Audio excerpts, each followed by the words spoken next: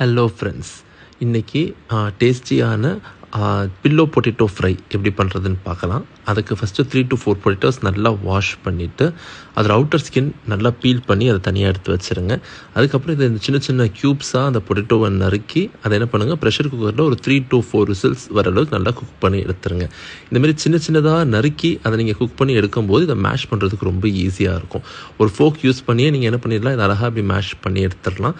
Once இதை நல்லா mash பண்ணதுக்கப்புறம் 1 tablespoon cornflour, 1 tablespoon rice flower, தேவையான அளவு உப்பு, அதுக்கப்புறம் மிளகு சேர்த்துக்கோங்க, பெப்பர், 1/2 tablespoon கார்லிக் பவுடரும், உங்களுக்கு தேவையான அளவு சில்லி ஃப்ளேக்ஸ் உங்கள் காரத்துக்கு எப்படி வேணுமோ அதை ஆட் பண்ணி இதெல்லாம் மிக்ஸ் பண்ணி கொஞ்ச நேரம் தனியாக எடுத்து வச்சுருங்க. தேவைப்பட்ட ஒரு ட்ராப் ஆயில் ஊற்றிக்கோங்க.